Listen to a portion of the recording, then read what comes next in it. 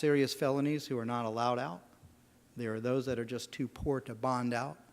And then there are those with mental illnesses that just don't know how to get out. And he was charged, I believe, on some silly charge. It wasn't even a state violation. It was a little county ordinance like possession of a dairy cart, which a lot of homeless people often get picked up on. And so I called his case, and he stood, and we started to have an amazing conversation. He was thoughtful. He was coherent. Frankly, he was more respectful than the lawyers. And I'm sitting there thinking, my goodness, maybe there's something wrong with his parents. Except when you looked at him, he looked like a homeless man who hadn't bathed or showered in probably 3 months. And he kept insisting there was absolutely nothing wrong with him. He didn't commit the charge he'd been charged with, and if I would please just release him, he promised me he'd come back, he'd go see a psychiatrist, and everything would be fine. And seriously, I did not want to leave a man in jail charged on possession of a dairy cart. It had already probably been there a couple weeks. I learned a lot of lessons that day. And the first lesson I learned is how we speak to people matters. And what we say to people really matters. I said, well, you keep insisting there's absolutely nothing wrong with you. Do you mind if I ask you a question? He said, no, Your Honor, nothing. I said, well, I just don't understand one thing. If you really don't have a mental health disorder, why would a Harvard-educated psychiatrist be in jail, be homeless, and recycling through our system? Well, my words caused a psychotic episode right in front of my eyes. All of a sudden, he started shaking back and forth, and he started cupping his ears, and he started screaming at the top of his lungs, and he started pointing to the back of the courtroom where his parents stood. And he started yelling, Your Honor, Your Honor, Your Honor. And everything he yelled was in sixes. You have to have the culprit removed. You have to have the culprit removed. You have to have the culprit removed. I said to him, aren't those your parents?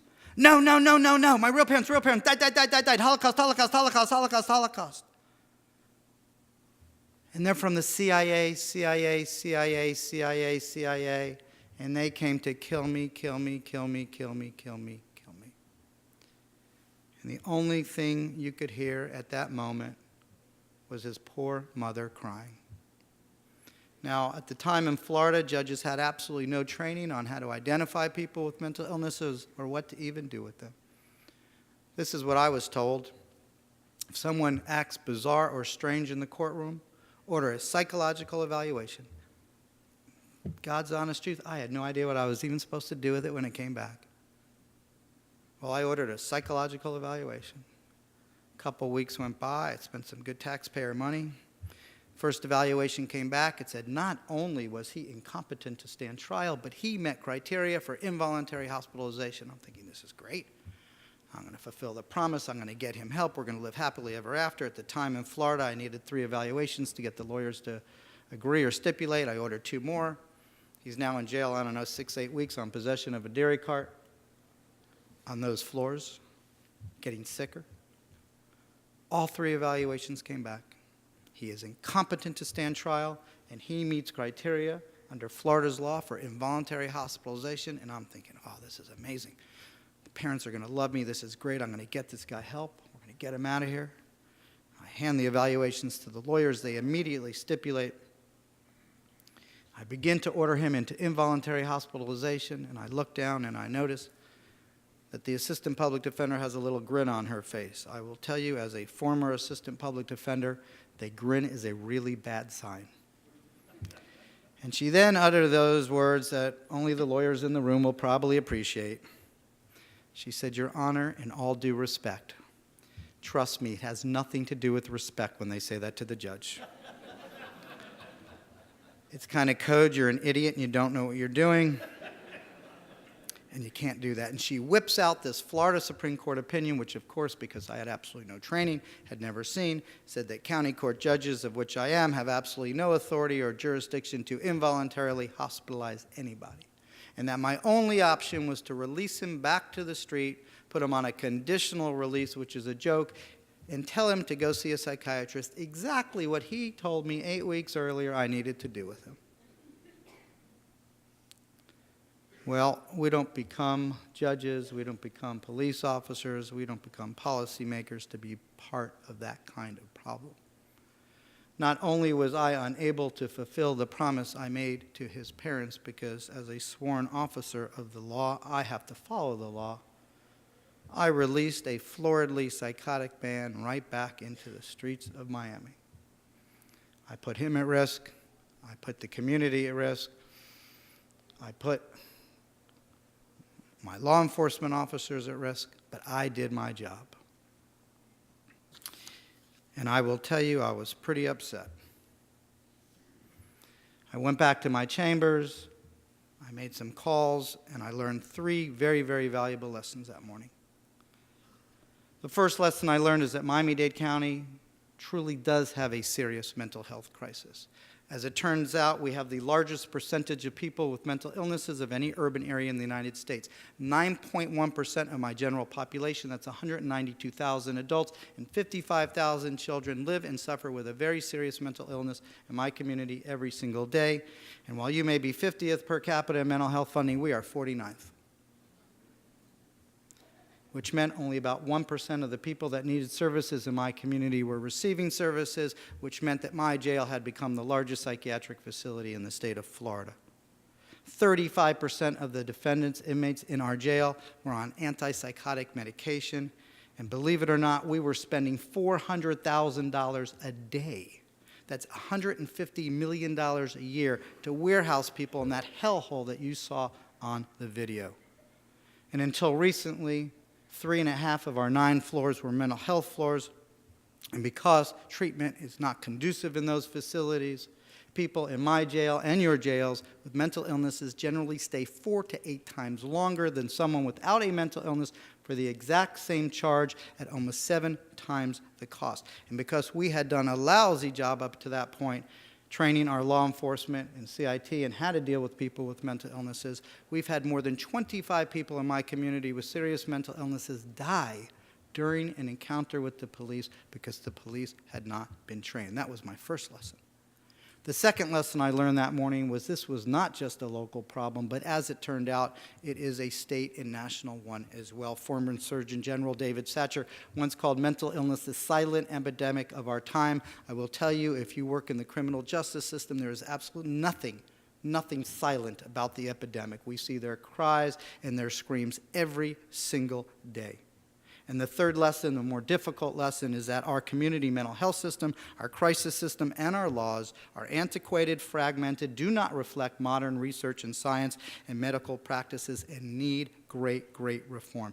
I have been doing this almost 17 years now, and I will tell you one of the easiest lessons and saddest lessons I have learned, that if we treated people with primary health care the way we treated people with mental illnesses, not only would there be a plethora of civil lawsuits, there would be criminal indictments for gross negligence. What other illness in the world is it permissible to put people back out onto the street in the middle of the night without treatment and services, and then rearrest them when they don't behave the way we expect? Shame on us.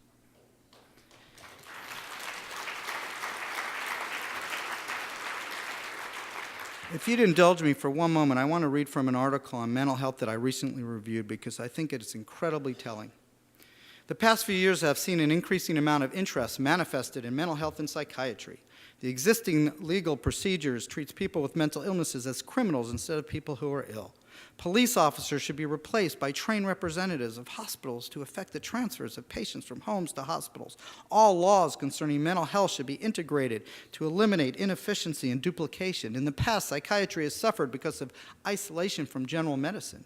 Integrating psychiatry into the general practice of medicine is in line with modern trends of medical education and hospital practice. The article goes on and talks about the importance of community education and training parents and children and teachers, physicians, judges, jurors, clergy, employers, employees, police, the public in general, and these are just a few of the comments and recommendations that were published in the American Journal of Psychiatry in January of 1939.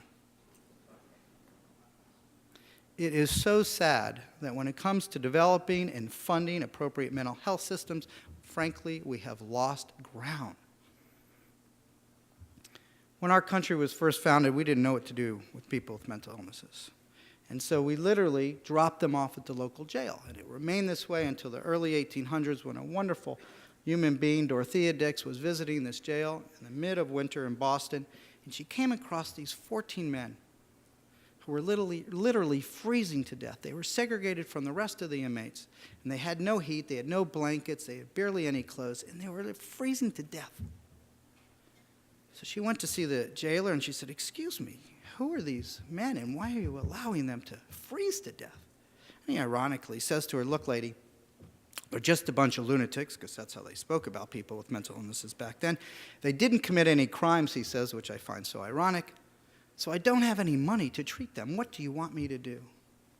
Well, this one woman, this one person, was so outraged at what she saw, she imported an entire national movement from Paris called moral treatment, to morally treat people with mental illnesses. And the idea was to build these small 120-bed asylums and take people from these horrible jails and put them in these asylums and treat them humanely. And they started to have real progress. She probably didn't understand because we didn't have the neuroscience, but just the act of taking people from these horrible, stressful situations actually helped them recover. And she went around the nation, and states started opening asylums, and they started moving people from these horrible facilities, and they started to help people out. Well, you know our states. They're not going to fund a bunch of 120-bed facilities when they can consolidate and save money. So they started to build these massive, massive hospitals, tens of thousands of patients. And these facilities, sadly, became these houses of horror. They became these human experimentation facilities. So the first treatment for people with mental illnesses was insulin shock therapy. And the doctors went around because they had noticed that a lot of people with mental illnesses had slightly elevated blood sugar levels. So the geniuses said to themselves, they're diabetic, so if we take care of their diabetes, we'll cure their mental illness. Well, of course they weren't. Of course it didn't work. People got sick, some died, and they checked it off the list. But they said, we're onto something. Maybe we can shock people back into their sanity. So they took them into a room, and they put a stick in their mouth, and they tied them to a bed, and they took electrodes, and they put it on their heads, and they plugged it in an outlet, and they shocked the living hell out of them. And when that didn't work, some guy who claimed to be a doctor by the name of Friedman invented something called the Friedman pick. And they take them to the same bed, and they tied them down to the bed, and they take the pick, and they'd poke it behind their eye, and they'd do a lobotomy. And it's so painful to believe, but this went on to the late 1970s